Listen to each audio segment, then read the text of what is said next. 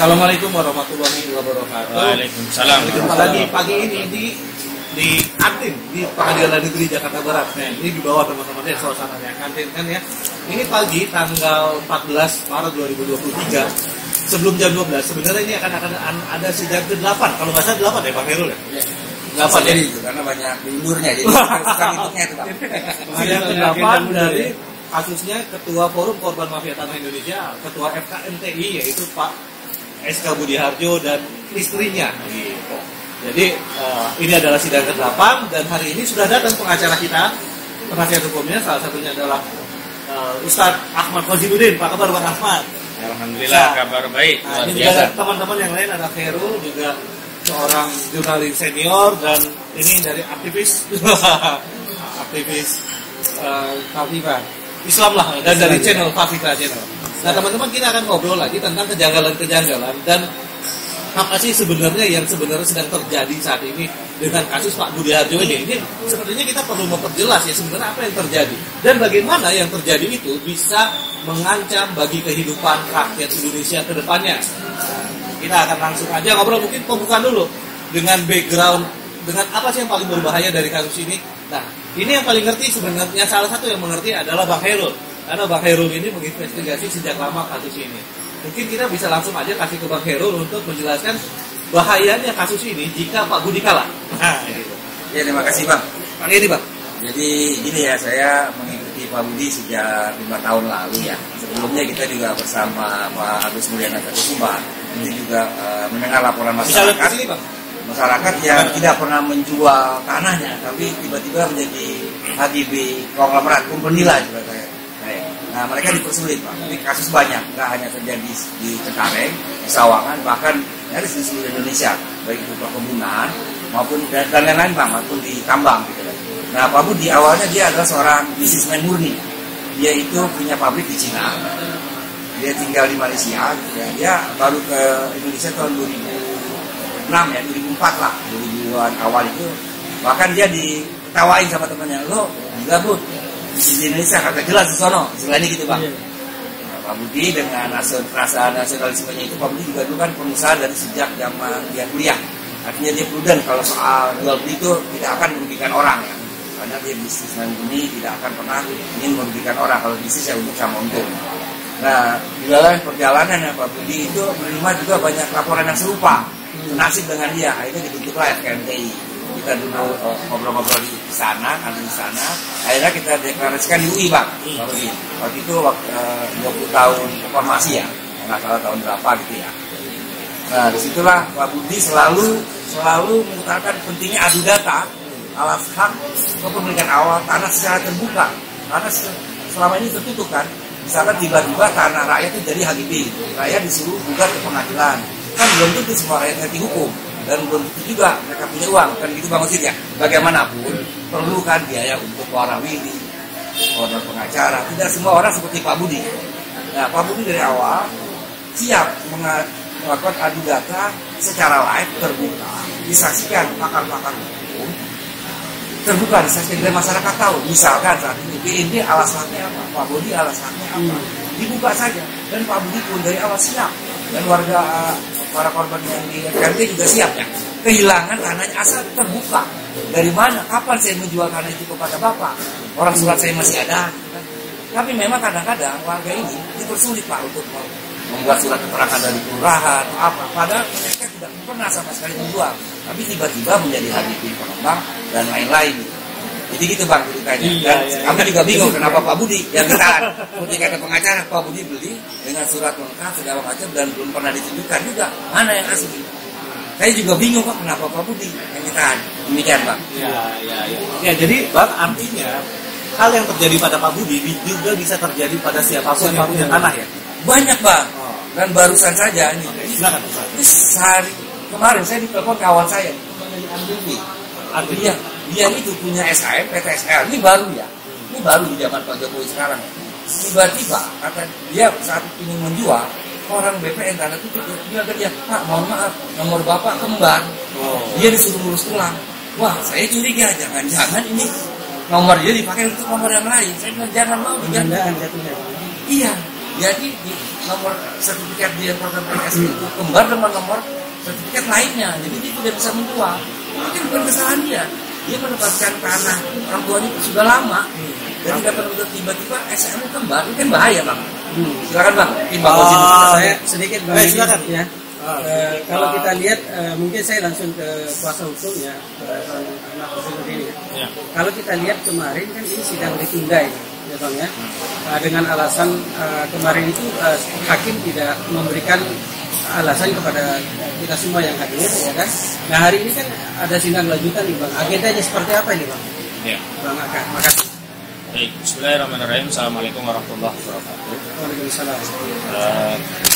Yang pertama kali ya perlu kita tegaskan pada seluruh masyarakat, baik yang sudah menjadi korban mafia tanah ataupun belum menjadi korban mafia tanah, perlu ditegaskan bahwa kasus yang dialami Pak Budi ini juga dialami banyak masyarakat dan berpotensi dialami masyarakat lain. Sehingga persoalan ini ya bukan hanya persoalan Pak Budi, tapi persoalan seluruh masyarakat. Karena itu saya kira terlepas masyarakat itu tidak menjadi korban hari ini, saya kira kita harus sama-sama ya bareng-bareng memberikan perhatian terhadap kasus ini. Dan sebelum menerima permintaan Pak Budi untuk dilibatkan dalam tim penasehat hukum, saya pelajari dulu karena saya tidak mungkin mengambil satu kasus yang secara hukum itu tidak memiliki dasar dan apalagi kasus tadi bagian dari mafia itu sendiri begitu. Nah, dalam perjalanannya memang kasus ini aneh sekali begitu. Saya sudah rilis juga lewat tulisan tadi. Ada orang menjadi pembeli beritikat baik terhadap tanah milik warga masyarakat, sudah dilakukan transaksi PPTP selesai dan bahkan sudah menguasai fisiknya ya.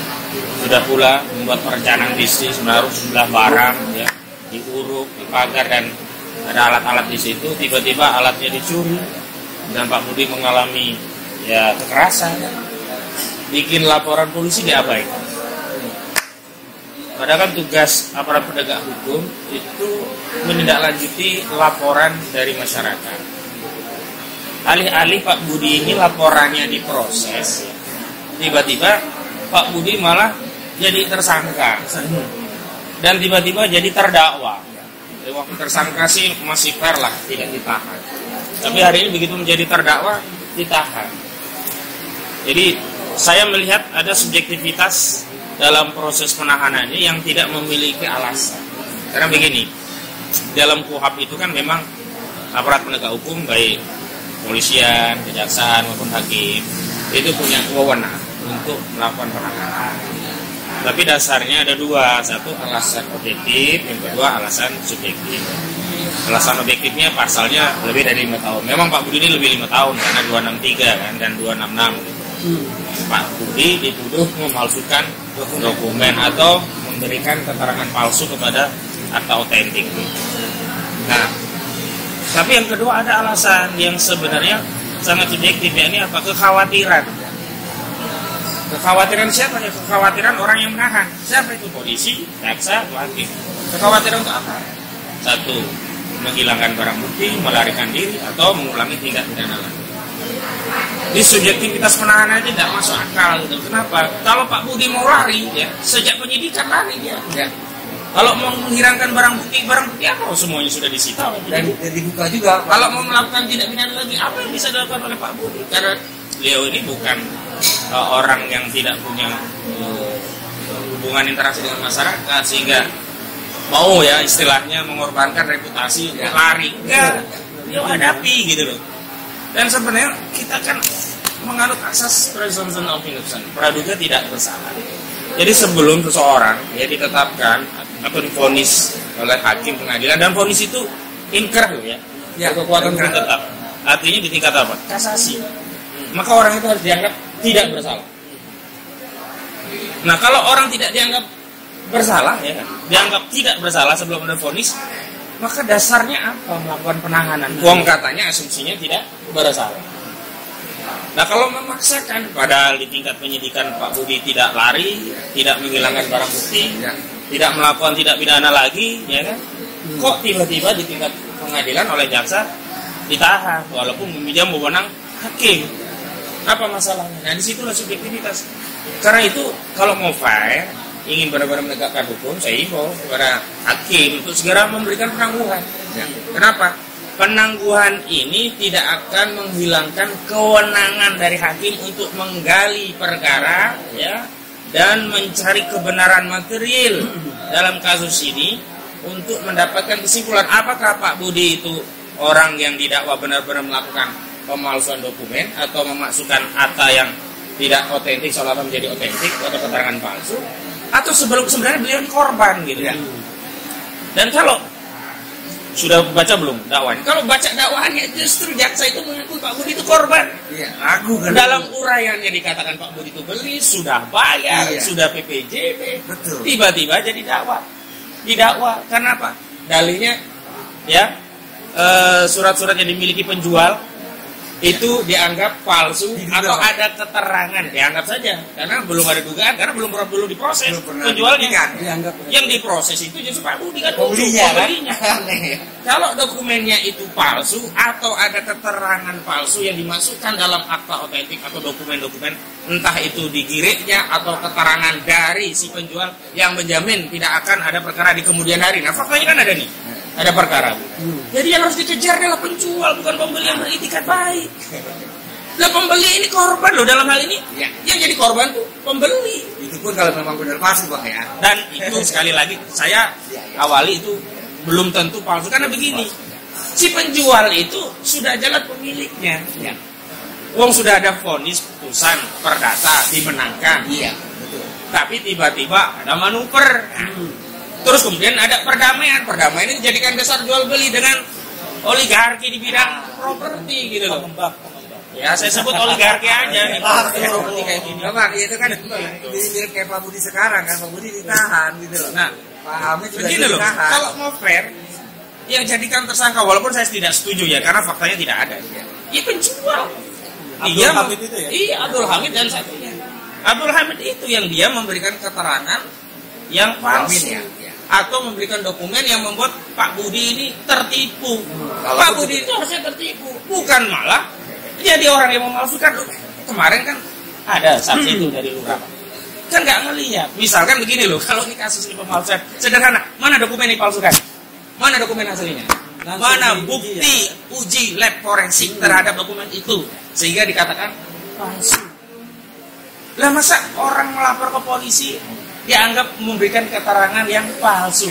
Kemana kita kalau nggak melapor polisi kalau kita jadi korban? Sudahlah, ya barangnya dicuri, iya. Kemudian tanahnya dirudak paksa, orangnya juga dicelakakan, itu fakta Bang ya. Nah, lapornya gimana? Jadi begini, jadi kalau gitu nggak boleh lapor gitu, suruh hantam aja gitu. Nggak begitu, kita negara hukum. Ya, Pak Budi jadi taat hukum Bang ya. Nah, begitu masuk lapor kok dinarasikan memberikan keterangan tidak palsu dengan dalih ini dulu giriknya juga palsu atau keterangan terhadap girik juga palsu. Ya kalaupun begitu kan konstruksi hukumnya bukan Pak Budi, tetap saja penjual. Nah, kalau kita bicara korban, kalau di 263 itu ada unsur korban. Siapa korbannya? Iya Pak Budi. Pak Budi dari kehilangan duit ya. Karena tanahnya yang pakai juga sekarang yang udah kehilangan duit, itu harga beli, ya kan? Tanahnya nggak bisa dipakai, dia dapat kekerasan, barang miliknya dicuri, jadi terdakwa pula. Coba. Satu lagi bahas tanah yang Pak Budi sekarang nih yang dibeli benar, itu dipakai sama yang melaporkan jadi ruko. Yang beruntung benar siapa, yang rugi siapa gitu. Apalagi itu kan ada irisan tanah yang semestinya tidak semua kemudian dianggap tanah mereka. Ada tanah yang nggak dipersoalkan, tapi tetap aja kooptasi oleh mereka gitu loh. Jadi saya minta ya Pak Hakim, tolonglah, nggak rugi hukum itu untuk memberikan penangguhan kepada klien kami Pak Budi. Dan kita bisa memberikan bukti-bukti dalam proses persidangan. Dan kalau nanti memang terbukti nggak apa-apa, tapi karena belum terbukti, janganlah kemudian punya asas praduga bersalah dulu, tahan dulu. Kan ini sudah ada jaminan juga ya, kayak ada dari anggota DPR RI kan. Itu namanya siapa tadi? Bululu. Dari partai apa tuh? Dari PKB. Nah, itu sudah ada tuh. Kemudian semua kuasa hukum, penasihat hukum kan sudah menjamin kan. Iya. Pak Budi ini akan Jadi kasus ini kasus kacau. Ini Bang, jadi Bululu itu diminta sama Kiai Muhaimin ya, Jogja itu untuk memberikan jaminan. Kiai Muhaimin secara personal juga menjamin Bang. Memang belum ada surat tertulis, tapi dia sebenarnya begini ya. Objektifnya begini loh. Kalau di tingkat penyidikan itu nggak pernah lari. Ngapain sih harus ditahan di tingkat pengadilan? Kan subjektivitas menahan itu karena khawatir lari, menghilangkan barang bukti, melakukan tidak pidana lagi. Terbukti selama penyidikan nggak pernah ada tindakan lari, menghilangkan barang bukti, apalagi semua bukti sudah disita. Dan buktinya Pak Budi juga adu data terbuka itu dibagi kemana aja buktinya, siapa aja. Ya, kita kembali fokus ke soal penangguhan ya, yang tidak juga diberikan oleh hakim.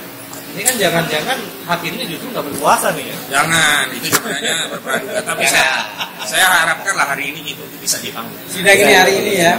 Karena begini, kalau kita meminta ya hakim berpraduga baik pada kita juga harus berpraduga baik pada hakim. Praduga baik kita, hakim mau menginsafi, menyadari bahwa kewenangan untuk menahan walaupun diberikan undang-undang, tapi tidak boleh digunakan untuk menzalimi. Dan karena itu saya yakin lah hakim nanti akan mempertimbangkan penangguhan dan memberikan penangguhan itu. Dan bahkan ya, jaminannya kan sudah jelas, lawyer banyak nih yang menjamin, ada tokoh yang menjamin. Jadi tidak ada alasan lah. Sementara kita praduga baik, tapi kalau nanti nggak ditangguhkan, baru kita praduga baik. Kalau kenyataannya hari ini Bang Akan, kalau kenyataannya hari ini tidak terjadi gimana? Ya makanya nanti kita lihat dulu. Saya bilang begini, kita praduga baik, tapi kalau terbukti tidak, ya kita praduga buruk. Nah, itu saja. Gitu. Aturannya seperti baik dulu lah. Siap. Oke, jadi teman-teman berharap ya hari ini terjadi penangguhan dan mungkin besok juga, kalau nggak hari ini ya besok lah mudah-mudahan atau hari ini saja. Hari ini saja kata Pak. Apa yang jolimin orang?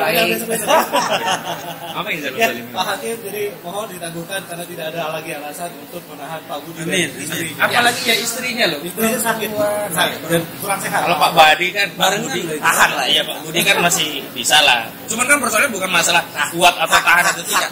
Hak gitu loh. Sekarang di sini saya mau tanya, ada nggak satu pasal yang mewajibkan ya, apa penegak hukum untuk menahan? Nggak ada kewajiban, yang ada kewenangan. Kewenangan itu bisa ditarik ya, harus disandarkan pada alasan yang reasonable. Alasan yang reasonable itu diatur oleh kuat apa? Khawatir lari, menghilangkan barang bukti, atau melakukan tidak pidana lagi.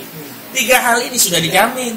Dan sebelumnya presiden yang sudah dibuktikan di mana? Saat di kepolisian tidak pernah lari, kooperatif, dipanggil juga datang, BAP juga tanda tangan gitu.